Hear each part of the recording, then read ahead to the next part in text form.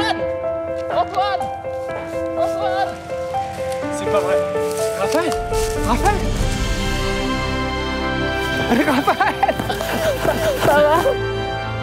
On pourra aller au Vietnam, on pourra aller en Chine, on pourrait même aller au Japon! Tu veux qu'on parte maintenant? Oui! Eh ben Banco, c'est pas vrai. Si, allez, voyons, c'est génial. Allez, on y va. Synchronisation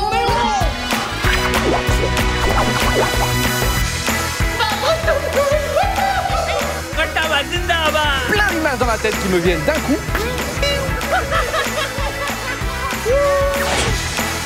Il y aura de l'aventure, professeur, de la vraie! Eh bien écoutez Philémon, il n'y a pas une minute à perdre. En fait, je t'ai pas tout dit sur ma vie en Hong Kong, Antoine. T'en as pas marre de filmer? Franchement, arrête, c'est bon quoi. Je vais sortir de mes gonds, hein! Tu me lâches, sinon je te jure, elle va partir. On doit sauver le monde, alors c'est parti! On est à Calvi, on est à Gulmarg, on est en mer! Attends, j'ai besoin d'aller à Phnom Penh.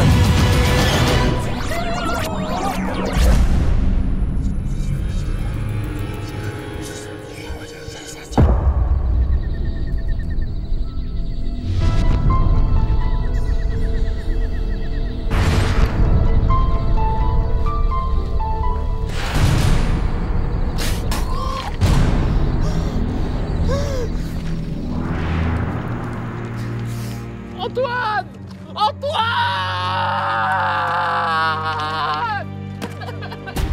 Antoine, t'es où? Antoine! Antoine! Antoine! Antoine! Antoine! Antoine, c'est dimanche, t'es très fort! Je suis trop content! Qu'est-ce qui se passe? Le monde est en danger. Non, calme-toi, Antoine, c'est plus le même délire! On est où? Je crois qu'on est perdu.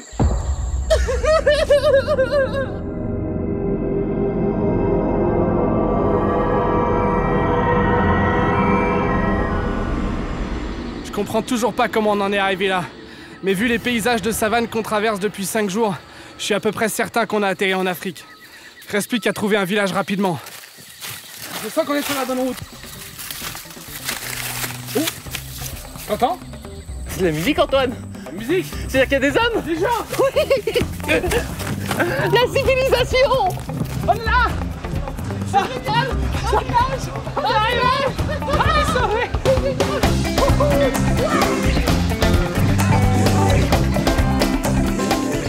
Excusez-moi, on est où? On est en Afrique? On est au Ghana, c'est ça? Ça y est! Enfin la civilisation, des maisons, une fanfare éthiopienne et peut-être même une salle de bain. En plus, ils savent faire la fête. C'est ça l'Afrique! Ah oui! On est arrivé! Les lions, ils sont où? On a quand même eu de la chance d'être tombé en Afrique, avec des gens si accueillants. Parmesan! En très peu de temps, on s'est complètement intégré à la vie locale. J'ai même pu m'occuper de parmesan et coquelicots, les 2 petites vaches du village. J'adore les vaches! Après, on les a découpées et on a organisé un grand festin togolais. Et tout le monde a mis la main à la pâte. C'est génial ici. On fait toujours la cuisine pour 15 personnes, 30 personnes. C'est une grande communauté. Je crois que c'est du maïs. On mange beaucoup de maïs ici. Ça confirme qu'on doit être en Afrique. On va construire une maison, c'est génial. Pendant que je construisais ma maison traditionnelle Peul, Antoine a organisé un tournoi de foot avec les jeunes du village. On savait pas encore très bien où on était exactement, mais se retrouver en Afrique après l'Inde et l'Asie, c'est une sacrée bonne nouvelle. Qu'est-ce qu'on se sent bien ici. Antoine! Ouais, Raphaël. Franchement, au niveau des éléphants et déjà, c'est pas top! Ouais. Mais les Africains, ils ont le cœur sur la main, ils sont trop sympas ici! Et tu sais ce qui est dingue? Non. C'est que j'ai recoupé les infos, on n'est pas du tout en Afrique en fait. Ah bah on est où? On est au Pérou, on est dans le village de Santa Rosa en plein milieu de l'Amazonie. On est au Pérou? Au Pérou, Mais ouais. attends, mais on va pas rester ici au Pérou, il y a les Machu Picchu, il y a les Incas, il y a les Quechua, les mines de Nazca. C'est un truc de dingue, on pourrait même aller en Bolivie, au Chili, en Argentine, mais qu'est-ce qu'on fait rester ici en train de parler sur un banc ou Mais ouais, mais justement, on va pas rester longtemps parce qu'il y a un bateau qui nous attend. Non! Si, pour partir à l'ouest, il n'y a pas une minute à perdre. J'arrête de crier si fort.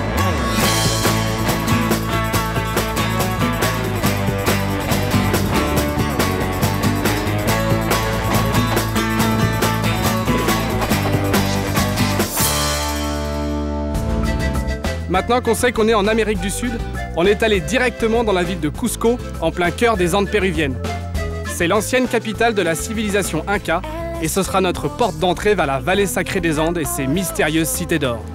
En parlant des Incas, ça tombe bien, on s'y connaît pas mal. Et on commence tout de suite par une petite leçon d'histoire. Avant de découvrir le Machu Picchu, petit rappel historique sur la civilisation Inca. Alors en gros, les Incas, ça a duré 3 siècles, du 12e au 15e siècle. Les 2 premiers siècles, les mecs, ils étaient peinards, ils kiffaient la life, ils faisaient de mal à personne, c'était le bonheur. Et alors là, d'un coup, je sais pas ce qui leur a pris. Ils vont pas arrêter de faire la guerre, ils vont se choper le Pérou, la Bolivie, l'Équateur, une partie du Chili et une partie de l'Argentine, un royaume énorme. Le problème, c'est que ça a été un peu trop vite. Et du coup, le royaume, au début du 15e siècle, il est déjà un peu à la ramasse. Pourquoi? Le roi des Incas, il a 2 enfants, le royaume est partagé en 2, et là, guerre civile, et alors là, c'est n'importe quoi, tout explose. Du coup, là-dessus, 1532, il y a les Espagnols qui débarquent sur leurs chevaux. Les Incas, ils sont déjà complètement à la ramasse. Les Espagnols, ils arrivent, ils prennent l'or, ils chopent tout, terminé les Incas. Du coup, tu vois, les Incas, ça a duré 3 siècles, c'est monté très vite, descendu très vite. Et heureusement, ils nous ont laissé le Machu Picchu. Et ça, c'est plutôt cool. Après l'histoire, on passe maintenant à la cuisine des Incas. En plus du maïs et des 200 espèces de patates qu'ils cultivaient, les Incas avaient le secret de quelques plats qu'ils faisaient mijoter des heures. Et pour goûter les meilleures spécialités Incas, c'est à Cusco, dans la cantine de Fernando, qu'il faut aller. Gracias. Antoine, ça a l'air super bon, c'est quoi? Du pépiane de couille. Du pépiane de quoi? Du pépiane de couille, c'est du cochon d'Inde. Donc là, je te montre, hein, je rigole pas. Patte arrière, patte de devant et tête du cochon d'Inde. Est-ce que c'est bon? Dis-moi. Bah, je sais pas trop. Je galère un peu, je dois te dire. Parce qu'ici, ils le font pas trop griller, ils le font un peu genre mijoter. C'est une sorte de ragoût de couille. C'est bon quoi? C'est assez bon. Bon, tu m'en laisses? Ouais. Tu sais pas quoi boire avec tes couilles? Rien de tel qu'un bon Inca Cola, la boisson des Incas. Avec un bon plat de couilles, rien de tel qu'un bon Inca Cola, la boisson préférée des Incas. Et maintenant, le Machu Picchu. Pour le découvrir dans les meilleures conditions, on a décidé de se lever très tôt, histoire de voir le lever du soleil. Il paraît qu'à cette heure-ci, c'est magique. Bonjour à tous, il est 6h30, ça fait 2 heures qu'on est sur ce petit chemin là, direction le Machu Picchu. On a un petit problème Antoine, Ouais. c'est qu'on a quand même fait des milliers de kilomètres pour voir ce temple incroyable, sauf qu'il fait mauvais, voilà. Il fait super mauvais, mais on a une solution. Les Incas, leur dieu, eh ben, ils descendaient du soleil. Du coup, il n'y a qu'à l'appeler. On fait une danse du soleil.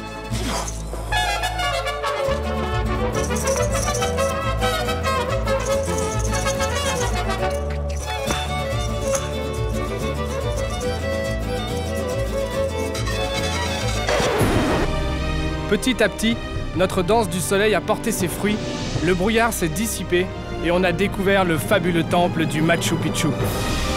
Construit au XVe siècle, au milieu de pics de plus de 5000 mètres, c'est une ancienne cité inca construite en l'honneur du dieu soleil. La construction des temples et des maisons s'est faite en fonction du mouvement du soleil, même si c'est vrai qu'aujourd'hui, on a un peu de mal à s'en rendre compte. Ça va pas la Bretagne. J'en mets. Ah ouais. 14 cool, 000 hein. km pour voir le Machu Picchu, mais en fait on l'a presque pas vu, on a fait quelques danses, mais... On a eu le temps quand même de se rendre compte que c'était joli, mais c'est vrai que c'est un petit peu, c'est un peu dommage. compliqué. C'est un petit peu Moi dommage. ce que je te propose Ouais. pour se changer les idées, D'accord. c'est d'aller à Copacabana. Copacabana. Oui.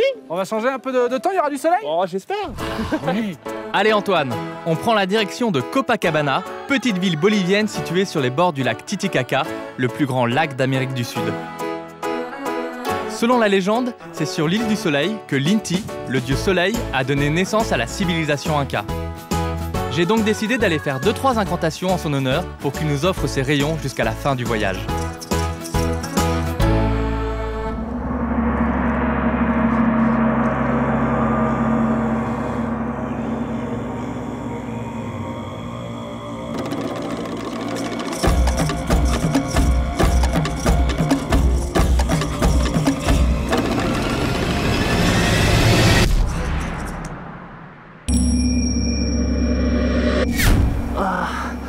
J'ai mal à la tête. Où je suis? Oh le soleil, ça a marché. Le dieu soleil. C'est incroyable. C'est la fiesta. Attends, mais... C'est la fiesta. Mais comment tu es pour moi la fin avec ton pot de chaud tellement sensuel? J'ai l'impression que tes accotations du soleil ça a marché. Attends, mais qu'est-ce que tu fais là, Chico? Eh ben moi je suis sur le bord du lac Titicaca. et je vais prendre un bateau pour Copacabana. Attends, mais je t'arrête tout de suite, Copacabana, ça n'a rien à voir avec le Brésil. Ah mais je sais, c'est Copacabana do Brésil, de Bolivia. Ça va être la fiesta, il y a un bateau qui nous attend. On va faire la fête quand la croisière s'amuse. Oh oui, j'arrive. On quitte l'île du Soleil au milieu du lac Titicaca, direction Copacabana avec notre capitaine Suarez à la barre. J'ai expliqué à Chico que la plage de Copacabana à Rio de Janeiro avait été baptisée en l'honneur de la Vierge de Copacabana, ici en Bolivie. Comme il avait pas trop l'air de percuter, je lui ai proposé d'aller voir cette fameuse Vierge dans la cathédrale de la ville. Devant la cathédrale, on est tombé sur une cérémonie un peu particulière. Ici, plutôt que d'acheter une assurance pour ta voiture, tu la décores avec des fleurs multicolores et t'attends tranquillement le frère Jean. Tous les jours, à 10h30, c'est le même rituel. Il fait une petite prière et bénit ta voiture avec un seau d'eau bénite et sa fleur en plastique. Aussi bien l'intérieur que l'extérieur. Après ça, t'asperges ta voiture de cire pour remercier les dieux, tu checkes le prêtre avec un petit billet et tu fais la photo officielle. Avec tout ça, c'est sûr, il ne pourra plus rien t'arriver sur la route.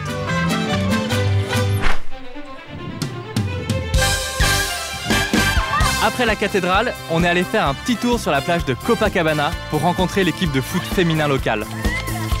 Tous les ans, en novembre, elles organisent un championnat super populaire sur les bords du lac Titicaca. Et ça a permis à Chico de faire quelques dribbles. C'est génial ici. Les filles, elles jouent en tenue traditionnelle des Andes. 2 grands nappes, un chemisier en laine et plein de jupons multicolores. Elles sont encore plus belles que les filles du Brésil.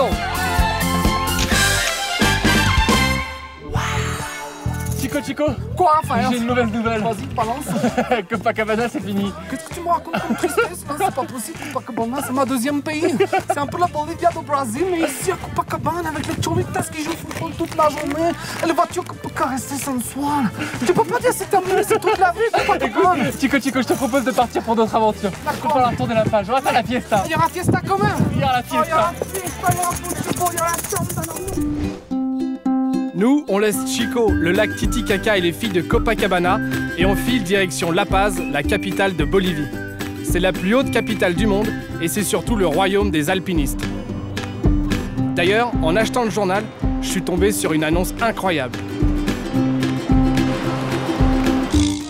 Nous recherchons 2 aventuriers pour ouvrir la face est du Huayna Potosí. Belle récompense assurée.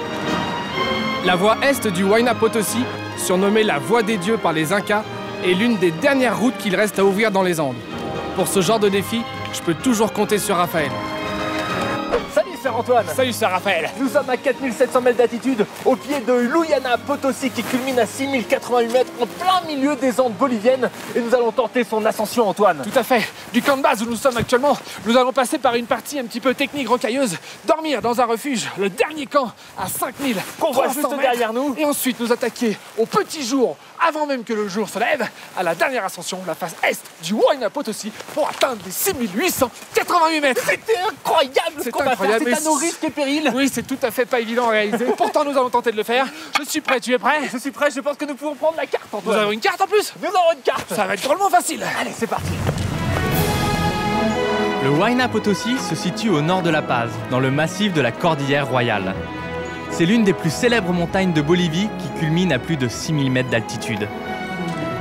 Nous commençons l'ascension par la fameuse barrière de glace Chipoti, longue de 300 mètres.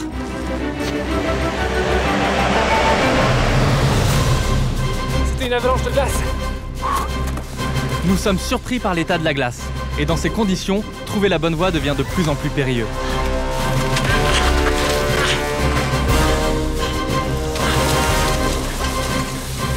Infranchissable.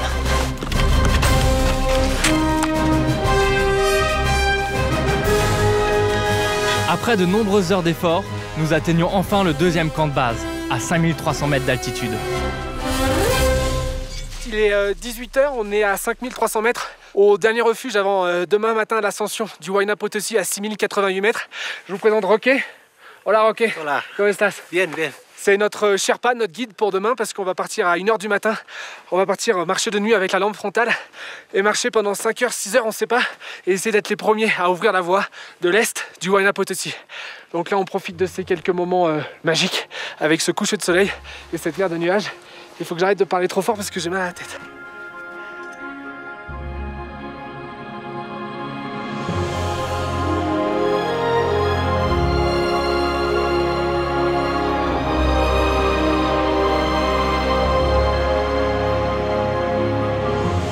Vers 1 h du matin, Roquet nous donne enfin le feu vert pour la dernière étape de l'ascension.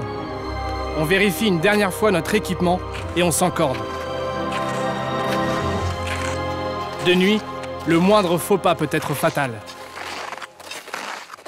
Ben, il a beau être 2h30, 3h du matin, on aperçoit la ville de La Paz au loin avec ses lumières. C'est ce qui nous éclaire le plus pour le moment, après nos lampes torches évidemment. En pleine nuit, pas après pas, nous devons rester concentrés, malgré le manque d'oxygène, le mal de l'altitude et une température qui affiche moins 20 degrés. Mais au petit jour, le spectacle est saisissant. Là c'est le dernier mètre de l'ascension de la phase Est, là où il y a le sommet.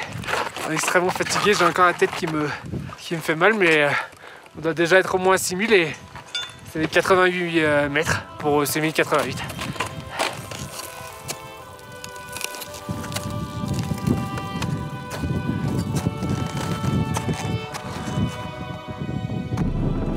Bon, enfin, le lever de soleil sur les Andes et c'est incroyable, c'est magnifique. Il fait que quelques mètres.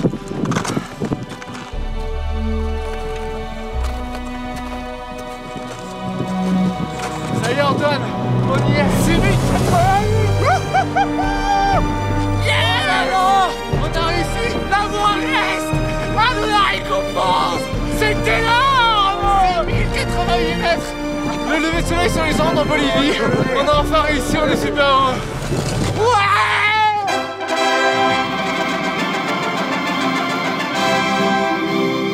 Le rêve absolu. Maintenant faut retourner, ça va. En redescendant, on profite une dernière fois du majestueux Huayna Potosí et de ses 6088 mètres. Allez, on quitte La Paz et sa région et on file en train direction le sud du pays. Et c'est à Uyuni qu'on nous attend pour un road trip hallucinant.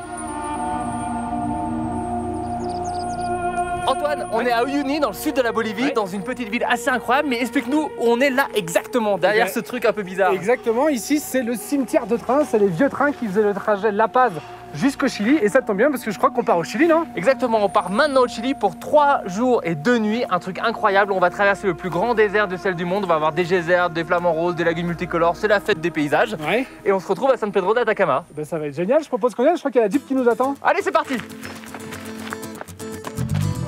Allez, c'est parti pour notre road trip, direction le Chili en plein cœur des plateaux andins. Avec Santiago, notre chauffeur, on perd pas de temps. On roule tout droit vers le mythique Salar d'Uyuni, vestige d'un ancien lac d'eau de mer asséché. Et dès les premiers kilomètres sur le Salar, il faut se rendre à l'évidence. C'est un endroit unique au monde. Oui, Antoine. Oui, Raphaël. Bienvenue sur la planète Terre. Bienvenue à l'endroit le plus fou que j'ai jamais vu de ma vie. On est en Bolivie, dans le plus grand désert du sel du monde. On est à 3600 mètres d'altitude et ça fait combien de kilomètres carrés? Ça fait 12 000 km², c'est le Salar d'Uyuni.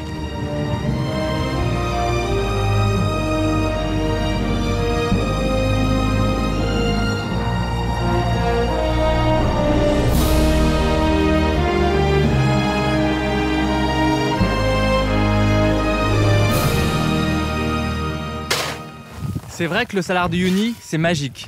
Mais il faut pas oublier qu'il y a des centaines de campesinos qui tous les jours viennent travailler sur le désert. C'est un boulot muy difficile. Ah ouais, muy difficile.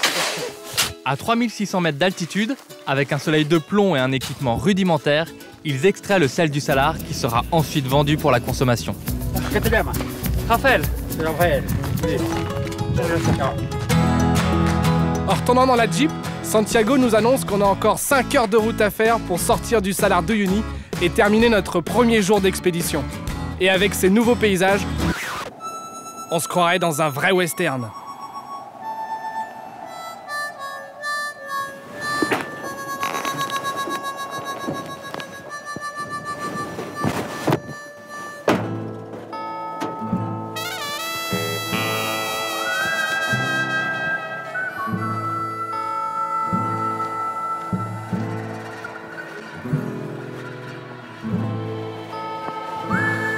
Tu flippes, c'est ça, Gringo? Tu te dis, je suis en plein désert, je sais que je vais pouvoir foutre mes fesses. Eh ben c'est bon, pas de panique, regarde, il y a un hôtel incroyable qui est juste derrière, suis-moi. Comment ça, Santiago? Bien? Bien? Sí, sí. C'est? Todo bien.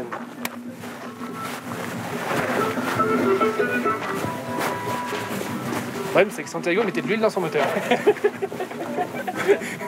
Parce que le Sahara de Uyuni, c'est quelque chose d'exceptionnel. Nous avons le droit à un hôtel exceptionnel. La particularité, tout est fait en sel. Suivez-moi. Regardez, par exemple, ici, cette pierre, c'est du sel. Regardez-moi ça, c'est du sel, c'est du sel. La table de nuit, le bougeoir, c'est du sel. Le sommier, c'est du sel. Le matelas, en mousse. Ce tabouret, c'est du sel. Cette table, qu'est-ce que c'est? C'est du sel. Et pour les gens de petite taille, ils ont même pensé aux petits coussins en sel. C'est vraiment très confortable.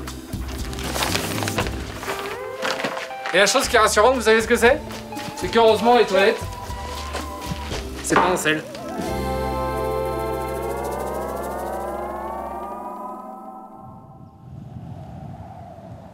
Après une bonne nuit dans notre hôtel en sel, on reprend la route au petit matin, direction le Chili. Pour notre deuxième jour d'expédition, gros programme en perspective avec plus de 7 heures de route dans la magnifique région du sud Lipèze.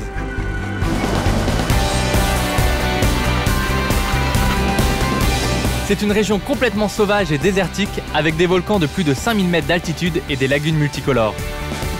C'est d'ailleurs au bord de la Laguna Colorada qu'on fait notre premier stop pour admirer les colonies de flamants roses. Waouh, c'est incroyable. Regarde Antoine, un envol de flamants roses. C'est incroyable Antoine. C'est tellement beau avec toutes ces lagunes et ces flamants roses. On se croirait dans un documentaire animalier. Les flamants roses apprécient les hauts plateaux. Je vais mettre un peu plus fort, ça te dérange pas? Non, vas-y. Incomparable. C'est sur ces hauts plateaux, à près de 4000 mètres d'altitude, que les flamants roses viennent. Il est sympa ce documentaire sur les flamants roses, mais moi je crois qu'il manque un peu de musique, non? Vas-y, balance. Leur offre un régime alimentaire de premier choix. Les flamants roses se Merci Antoine, c'est beaucoup mieux comme ça. Ah oui, hein? de plancton, Ah, j'apprécie beaucoup mieux les images. crevettes. Ce sont les pigments de la petite crevette Artemia salina qui, consommés régulièrement, intensifient et prolongent la couleur rose de la Sympa les flamants roses, mais tu peux zapper pour voir ce qu'il y a à côté? Il est intéressant de noter. L'ultime étape doit mener nos deux derniers candidats dans la ville mythique de Phnom Penh, capitale du royaume du Cambodge. J'ai besoin d'aller à Phnom Penh. La tension est à son comble. Attends, c'est la galère là, c'est la galère. Qui de Foulk ou de Patrick arrivera le premier à destination? T'en as pas marre, le fumier, franchement, arrête, c'est bon quoi. Je vais sortir de mes gonds, hein. Tu vois là, sinon je te dirai à partir. Bienvenue dans ce nouveau numéro de Phnom Penh Express. c'est naze, attends. Ah ouais, Pour eux, ce n'est pas un jeu. la deuxième partie du documentaire. Ça sent la partie cloche-pied. Les flamants roses ont l'habitude de dormir à cloche-pied. Cette position originale Bon, ils sont balèzes, ils tiennent longtemps. une de leurs pattes qui est dépourvue de plumes.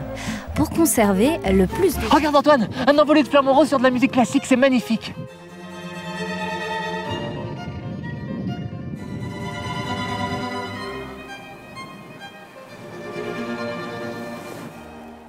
On pourrait rester des heures ici, hein. Ça fait combien de temps qu'on est là? Bah ça fait des heures. Après les lagunes multicolores, il ne nous reste plus que quelques kilomètres avant d'arriver au Chili. On profite une dernière fois des sublimes paysages de l'altiplano bolivien et on arrive enfin à la frontière. C'est là qu'on change de jeep et qu'on doit dire au revoir à Santiago. Il ne nous reste plus qu'à faire un petit passage à la douane et on file au Chili. Bon bah les formalités côté Bolivie c'est fait. Hop, on a un tampon. Hop, c'est bon. Et puis bah maintenant il n'y a plus qu'à aller au Chili. C'est parti, on est à 47 km 47 de San Pedro de l'Atacama. De la frontière, en allant vers l'oasis de San Pedro de l'Atacama, on redécouvre les joies de l'asphalte. Du coup, on en a profité pour louer des vélos, direction la vallée de la Lune, pour admirer le coucher du soleil. On est au milieu du désert de l'Atacama. La route c'est l'autoroute, il n'y a personne. C'est magnifique.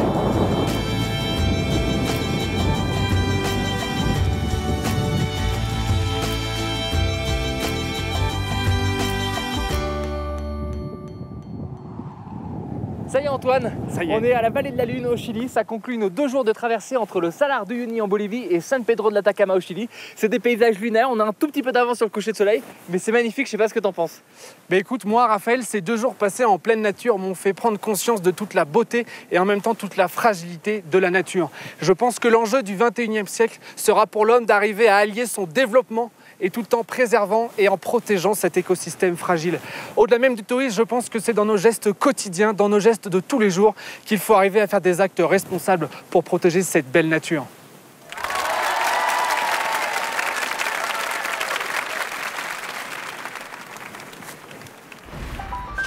On laisse les paysages andins, les ponchos et les bonnets péruviens et on change complètement d'univers, place au Chili et à l'Argentine. Pour fêter ça, direction la magnifique ville de Valparaiso, au bord de l'océan Pacifique. Bonjour à tous, bienvenue dans la ville de Valparaiso. Chili mon pote, c'est génial, il fait beau, il fait chaud, c'est coloré, j'adore. Qu'est-ce qu'on avait dit? On arrive au Chili justement, on enlève le poncho, le bonnet. Ça y est, t'as dû prendre la Non grosse mais tête. c'est pas la même ambiance, c'est tout. Mon tu pote, verras. drôle de trip, on est 2. Hein. On est toujours 2, c'est génial d'ailleurs. Alors on a invité 2 personnalités à nous présenter leur ville. Je vais vous offrir un peu mon Valparaiso à moi. Il y a d'abord Arthur Miller qui est un grand architecte, un peintre, un poète, enfin énormément de choses. Et de l'autre, Steve McCain, le photographe qui a inventé l'art de Antoine. Je suis un photographe, c'est pas possible. Et donc Steve McCain qui est l'inventeur de l'art anodin. Bienvenue à Valpo. Ça a pris 5 ans pour que ça prenne ce style. Du coup, ils vont nous présenter la ville avec leur coup de cœur, etc. Ça va être très intéressant. Alors attention, Drôle de Trip Magazine, c'est parti. Tu parles vachement avec les mains quand même, non? Change-toi, toi, tu me saoules. C'était plus comme avant, Antoine. Valparaiso, ville chilienne de 300 000 habitants, est réputée pour ses vibrations artistiques. Le poète Arthur Miller en est le premier témoin. Oh, Valpo. Depuis toujours, je tais dans la peau. Je commence toujours ici mes visites de Valparaiso. Nous sommes en haut d'une des 44 collines de la ville et on domine le port. On se rend compte que la ville est avant tout un port. Tout a commencé ici. Et ensuite, la ville s'est développée sur les collines alentours. C'est extraordinaire. Alors, ce que je vous propose, c'est de partir d'ici et puis d'aller se perdre un petit peu dans les ruelles pour essayer de comprendre toute l'âme, toute la personnalité de cette ville de Valparaiso. Parmi les éléments qui font le charme de Valparaiso, on ne peut pas passer à côté de ces fameux ascenseurs, au nombre de 15. Ils datent de la fin du 19e siècle. Alors voilà, nous sommes ici dans un de ces ascenseurs typiques de la ville de Valparaiso qui fonctionne encore avec un système tout à fait archaïque et ça permet aux habitants de gravir toutes ces collines, parce qu'il y en a beaucoup. Ça donne un petit côté très poétique à la ville, c'est remarquable. On vient de croiser l'autre ascenseur. Oh, vous avez vu? C'est le photographe Steve McCain, vous avez vu? J'adore ce qu'il fait, c'est le plus grand chasseur de graffiti de la ville. Steve McCain. Ouais, C'est un personnage ici. Steve McCain. Bon, tout le monde me connaît dans le quartier. Salut Chica. Je pensais venir à Valparaiso une dizaine de jours, ça fait 15 ans que je suis ici quoi. Voilà. Moi ce qui m'intéresse à Valparaiso avant tout c'est le milieu artistique. C'est que en fait ici t'as l'impression que l'art est partout quoi. Oula. Attends, viens.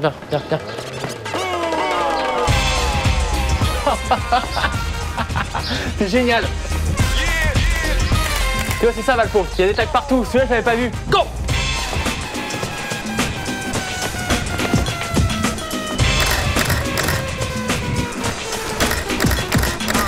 Bon, moi j'ai un petit problème, c'est que j'adore Valpo mais je suis daltonien, donc je confonds un peu les couleurs. Mais là ça m'a l'air pas mal, hein. Du jaune et du rouge, ça c'est vraiment bien. Et là un peu de bleu.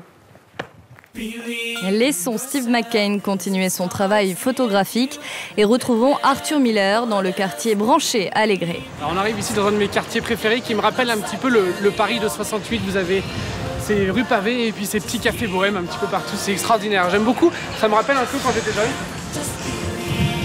Vous entendez cette musique? C'est les vibrations de Valparaiso.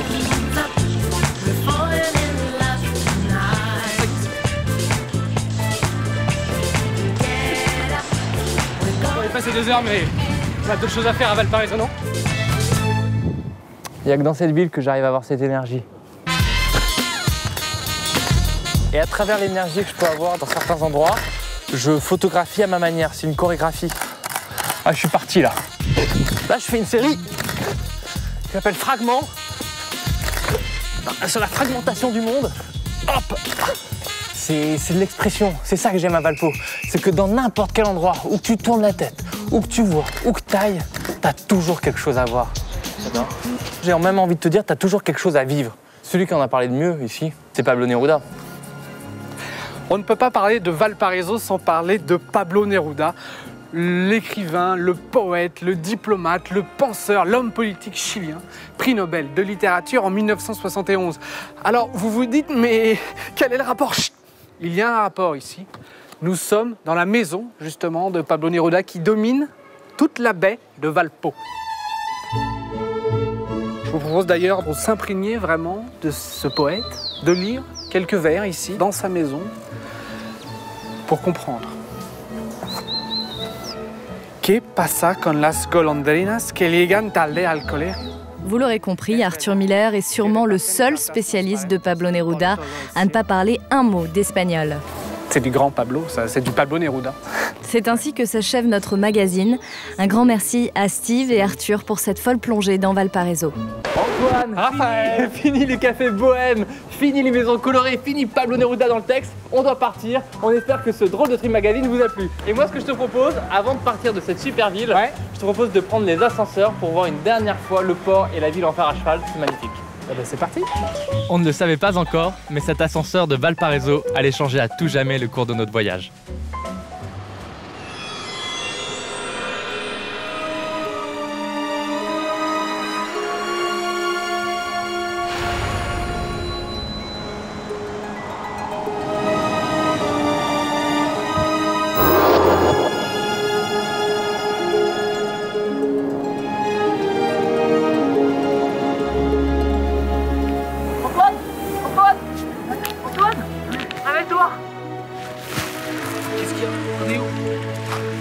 Bonjour les drôles de tripes.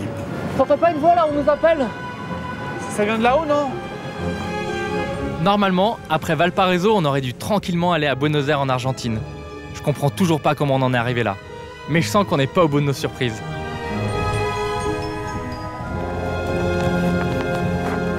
J'espère que vous avez fait bon voyage.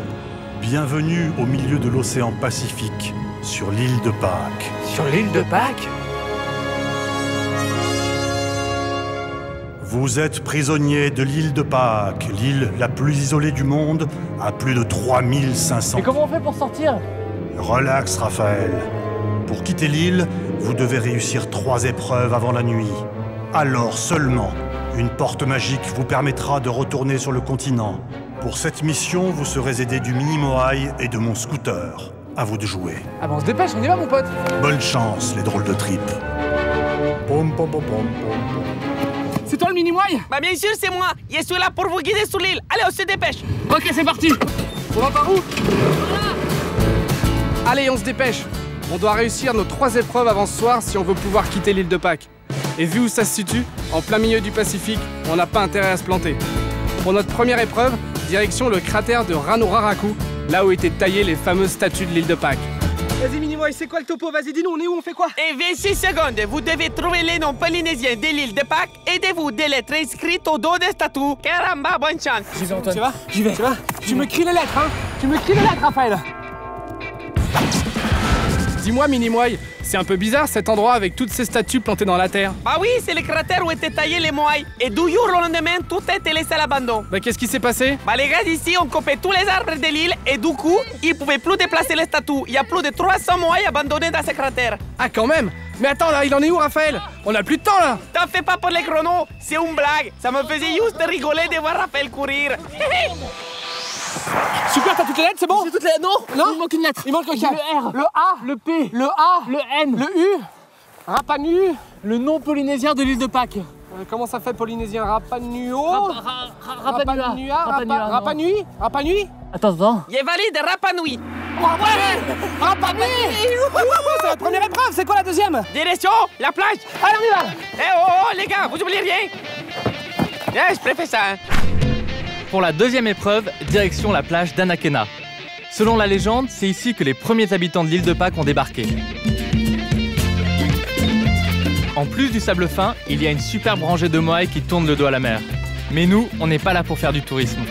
Ouais, vas-y Minimoy, c'est quand tu veux, tu peux envoyer des questions, mais après on est chaud patate. Moi aussi, je suis chaud. Et on se check. Soyez attentifs, les garçons. Quel jour de 1722 les Européens ont-ils découvert l'île de Pâques? A. Le 14 juillet. B. Les jours de Noël. C. Les jours de Pâques. Et D. L'île de Pâques n'existe pas. Alors je pense qu'ils sont en train de nous entourlouper. Ouais. 14 juillet 1789 pour moi c'est la Révolution française, ça n'a rien à voir avec 1722 l'île de Pâques, je pense qu'il faut pas répondre ça. Alors moi de mon côté je pense que c'est pas non plus le jour de Noël parce que ce moment ça s'appelle la Christmas Island, l'île de Noël, alors que ça s'appelle l'île de Pâques. C'est sûr? Je pense que l'île de Pâques a été découverte le dimanche de Pâques 1722. Et votre dernier mot? Oui, minimum, réponse C et c'est notre dernier mot. Ordinateur. Allez, Minimoy. Bien joué les gars. Pour valider cette épreuve, il vous restait plus qu'à récupérer les petits moyens qui est dans le lago juste derrière. Vas-y. Allez, c'est parti. Allez, vas-y. Rapporte le moy. Rapporte le moy, Antoine. Allez.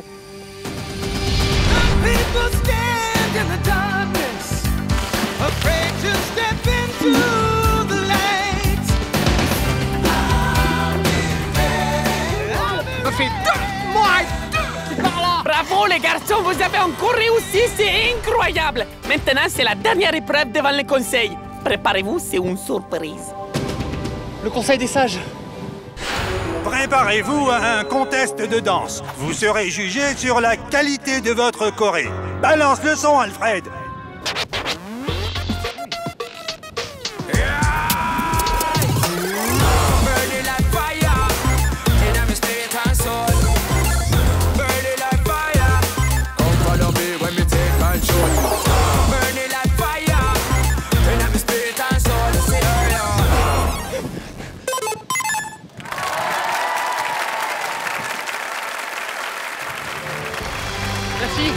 Merci, super.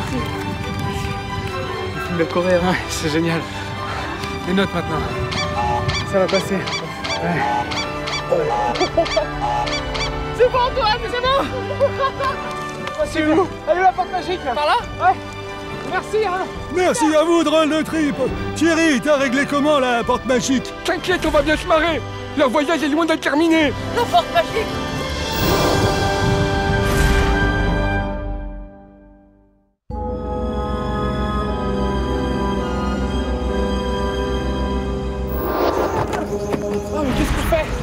On est où Antoine? C'est de l'eau, il y a de l'eau partout. On est sur un cargo, on est sur un bateau. Attends, mais on va où? On fait quoi ici? J'ai froid Antoine, j'ai froid. Attends, bouge pas, je vais voir le capitaine savoir ce qu'on fait ici. Je préfère être sur l'île de Pâques. Disculpe, ¿dónde estamos? On est où exactement? Ah, en la Patagonia, en Chile. En Patagonie, au Chili. Ah, c'est ça. Ah, c'est génial. Bon alors c'est bon, je me suis renseigné. On est sur un cargo de marchandises et on est en Patagonie chilienne, c'est-à-dire au sud du Chili. Là-bas, il n'y a pas de route, donc le seul moyen de se déplacer, c'est en bateau. Et tout ce qui est incroyable, regarde bien les paysages, il y a les 4 saisons dans la même journée. Pas vrai. Si, regarde, on commence avec l'automne. Et là c'est quoi Antoine? Et là c'est changé, c'est l'hiver, j'adore l'hiver. Il fait combien l'hiver en Patagonie? Super froid. Et ce qui est dingue, c'est que ça dure super longtemps l'hiver ici. Ah bah on se sent mieux là, il fait bon non? Ouais, bah tu vois, on est déjà arrivé au printemps, hein, ça va vite hein. 4 saisons d'une journée, c'est incroyable la Patagonie, l'été alors? Ah, on t'a pas dit? Non? Il n'y a jamais d'été ici. Il fait tout le temps super froid. Allez, bon courage. J'aime changer moi. Donc je récapitule. Depuis un ascenseur de Valparaiso, on s'est retrouvé sur l'île de Pâques et ensuite on a pris une porte magique qui nous a rebalancé sur un cargo en pleine Patagonie chilienne. Si ça continue, moi je vais devenir complètement fou. Oh mon dieu! Mon dieu! Un iceberg! Un iceberg!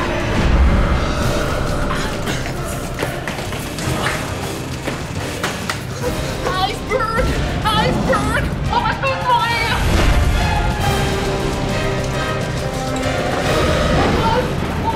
Ah, Raphaël! Ouais. Alors, on t'attendait, il n'y avait plus que toi. Ouais. Super. Super, écoute. Ouais. On nous attend sur des canots. Viens, on va prendre un canot. On y va. La procédure d'évacuation s'est rapidement mise en place. Par petits groupes, on est tous montés sur des canots de sauvetage pour tenter d'échapper aux icebergs. Antoine, pas de panique, c'est pas un iceberg, c'est juste un glacier millénaire dans la lagune de San Rafael, en Patagonie au Chili. C'est magnifique, ça vaut le détour, on va aller le voir, puis après on retourne sur le cargo. Le glacier San Rafael est un des rares glaciers qui descend jusqu'au niveau de la mer. Quand il avance, ce sont des énormes blocs de glace qui tombent dans la lagune. De près comme de loin, c'est vraiment impressionnant.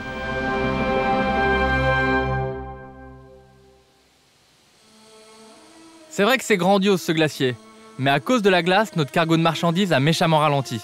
Ça fait 15 jours qu'on est bloqué avec les mêmes paysages, la pluie et le froid.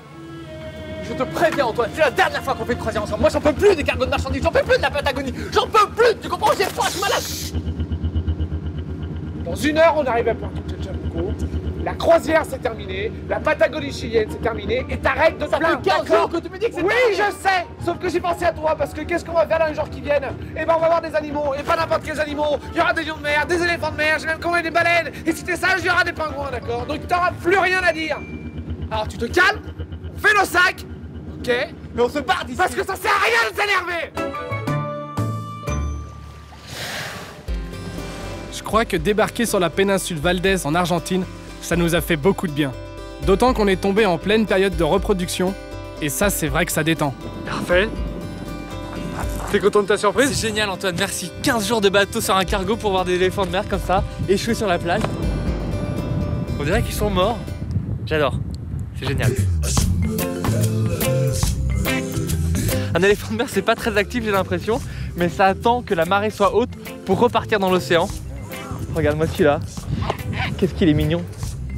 Tu penses qu'on verra d'autres animaux? C'est prévu. Ok. Je suis tellement heureux. On a vu plein de petits manchots de Magellan. On sent qu'ils galèrent quand ils marchent, mais qu'est-ce qu'ils sont mignons. Ils viennent se reproduire sur la péninsule Valdez. Et ce qui est incroyable, c'est que la mâle et la femelle se relaient pour couver l'œuf. C'est tellement beau un petit pingouin. Fin de journée Antoine, le soleil se couche sur la Patagonie. Exactement, je pense qu'on en a bien profité. Il y a eu les fjords, il y a eu le cargo, il y a eu les glaciers, puis il y a eu les animaux aujourd'hui. Hein. C'était un grand moment quand même. Merci, c'était une très belle surprise Antoine, Ouais. mais je crois que je t'ai pas tout dit. Comment ça? Bah écoute, je crois que voilà, c'est une révélation. Non,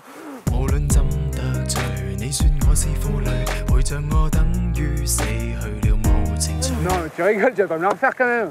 Mais non, c'est une blague. Ah, ok, non, parce qu'il nous reste de la route, faut y aller. Ouais, c'est cool, ouais.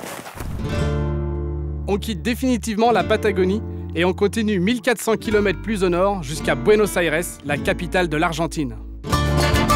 C'est une ville qu'on adore, avec des grandes artères animées, des cafés branchés et le football comme seconde religion. Oui, mais moi je suis pas venu ici pour le foot, mais pour le tango, puisque c'est ici que cette danse est née. Alors mon rêve, c'est d'aller dans une milonga, les salles où on danse le tango, et d'inviter une Argentine à danser. Ouais, mais le problème, c'est que je sais pas danser le tango. Mais ça, c'est aucun problème. Et j'ose pas aborder les filles. Tu sais, quand on sait pas danser, on Il n'y a n'ose aucun pas. problème, regarde. J'ai demandé à 2 amis, Ernesto et Cynthia, qui m'ont déjà pas mal appris à danser le tango. Ouais. Et ils t'attendent pour un cours particulier, le tango. C'est pas vrai. À San Telmo? À San Telmo, c'est par là. Ils t'attendent, t'y vas, 1 heure, et Et tu ensuite, penses que tac, ce tac, soir, milonga. je pourrais Mais oui, on pourrait t'es un aller dans une champion, milonga? toi, t'es un champion de la On danse. se retrouve ce soir? On y va, allez, fonce. Moi, je vais me faire un maté.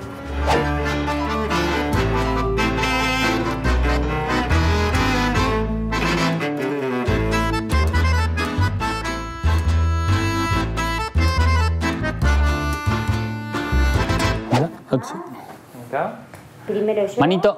Manito. Primero yo. Et... No. Non mais monsieur, la milonga c'est par là-bas. Hein. Non, et on marche pas en canard, c'est-à-dire pas comme ça. On fait pas ça, regarde. Eso no. Non, plus sûr. Siempre avanzo. Tu peux pas marcher comme un bout de bois. L'homme, il faut qu'il...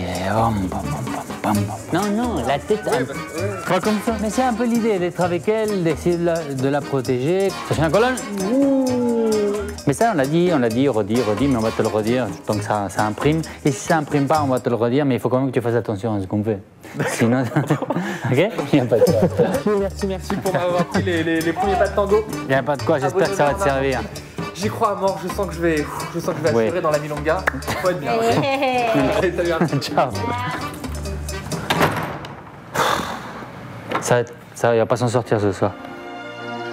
Pendant le cours de Raphaël, j'ai été faire un petit tour dans la campagne argentine pour boire du maté, une infusion qu'on boit traditionnellement dans une calebasse avec une bombilla, une paille métallique. Avec Alberto, mon copain gaucho, on s'est occupé des vaches en les déplaçant de champ en champ pour qu'elles aient de la bonne herbe fraîche. Puis j'ai été boire un maté avec ma calebasse et ma bombilla. Et Alberto m'a montré comment étaient dressés les chevaux criollos, les fameux chevaux argentins. Et puis je me suis fait un dernier maté avec ma calebasse et ma bombilla. Après mon cours de tango, j'ai été faire un petit tour dans le centre de Buenos Aires. Entre les démonstrations dans la rue et les 122 milongas de la ville, si tu sais pas danser le tango, tu passes vraiment à côté du pays. Alors ce soir, c'est décidé. J'invite une Argentine à danser. Je suis désolé, je suis un peu en retard. C'était bien ton cours avec C'était génial, merci, c'était le meilleur cadeau que je pouvais avoir. En 1 heure, je pense que j'ai tout appris du tango, ça va être génial. J'ai un peu le cœur qui bat, mais je suis prêt. Allez, on y va? On y va. T'es fort, hein? Ouais. Allez, c'est ton Je vais rêve, inviter une Argentine. Ouais, c'est ton rêve, ça va être génial.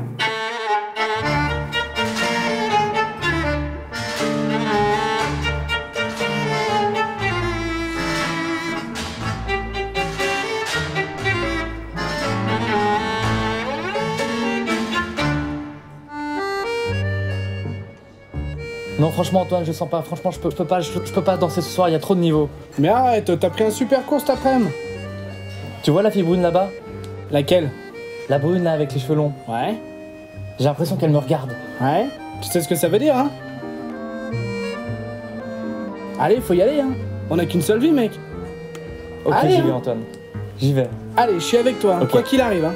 Allez, fonce, hein. Je crois que ça va être chaud, mais...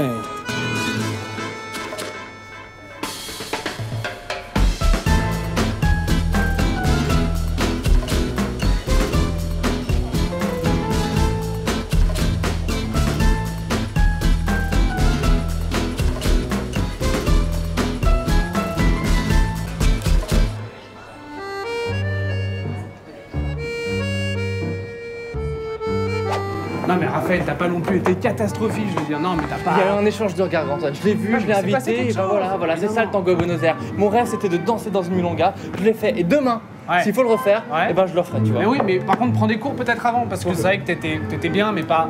Attends, c'est la fille avec qui j'ai dansé tout à l'heure. Ah mais justement, prends des cours. C'est plus fort que moi, Mais t'es dingue, ça va jamais aller. C'est ça, Buenos Aires. Eh ouais, Buenos Aires, du coup je me retrouve tout seul. Je vais me faire un maté, c'est ça? Plutôt que de me faire un maté tout seul, j'ai proposé à Raphaël d'aller découvrir une des plus grandes merveilles d'Amérique du Sud, histoire de finir notre voyage en beauté. Et bah ça y est Antoine, c'est la fin de notre voyage en Amérique du Sud et on est dans un endroit un peu particulier. Ouais, on voulait pas se quitter sans vous faire une petite surprise, donc on s'est dégoté à un endroit assez magique d'ailleurs. Alors moi je donne un petit indice, on est à la frontière entre l'Argentine, le Brésil et le Paraguay, et là il y a des centaines de papillons, c'est incroyable, on est dans la jungle. Et un autre petit indice, on va prendre un bateau pour y aller. On y va? On y va. Allez c'est parti. On est sur un fleuve extrêmement dangereux. C'est pour ça que t'as ta bouée de sauvetage? Je suis ready. Ça va être chaud. Le plan de navigation est simple. On va commencer doucement et ça va aller crescendo. Un indice supplémentaire, ça éclabousse un peu.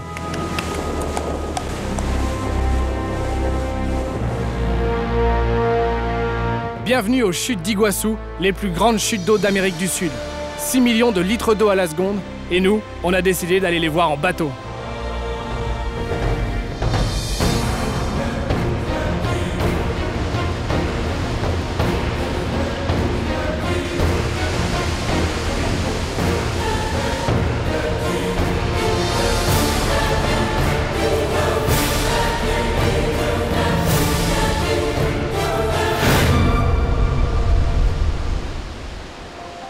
En pleine jungle tropicale, les chutes d'Iguassou, c'est 275 cascades pouvant mesurer jusqu'à 80 mètres de haut.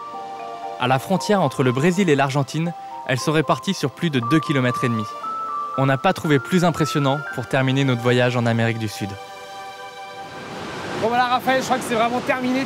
Tu es terminé le trip en Amérique du Sud. 2 mois à travers le Pérou, la Bolivie, le Chili et l'Argentine, c'était magnifique. C'est un des plus beaux voyages en termes de drôle de trip. C'est vrai? Ouais. Et ben moi je suis content de terminer devant la chute d'Iguassou, finalement symbole d'amour éternel. C'est extraordinaire. C'est extraordinaire Antoine. Et ben écoute, moi je te souhaite de bonnes choses, j'espère qu'on va retrouver notre porte magique. Ouais. Mais attends. J'entends quelque chose moi. Oh là là. C'est de la musique? Mais oui, c'est de la musique Antoine. On a passé cette semaine avec toi. On a passé cette semaine dans tes bras. C'est triste mais demain on rentre à la maison. Le trip resta terminado. Heureusement il nous reste esta canción pour te dire au revoir et surtout pour te dire te quiero pour la beauté de ton corps et de ta vie. Te quiero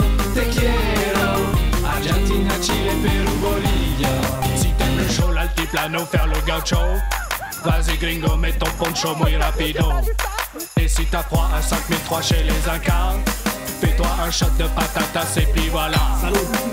On peut pas le dire adieu, c'est sûr, on se reverra. J'ai même envie de te dire plus vite que tu ne le crois. Amigos, andinos, cholitas y muchachos. Hasta pronto, hasta siempre y hasta luego. Te quiero, te quiero, te quiero, te quiero, te quiero, te quiero, te quiero, te quiero mucho.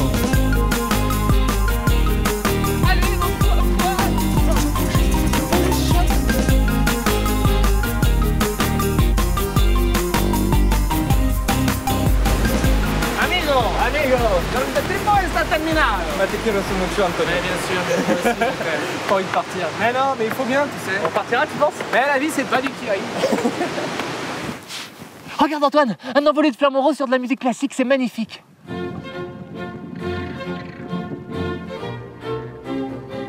Oh là, regarde, un envolé de flamants roses sur de la musique électronique.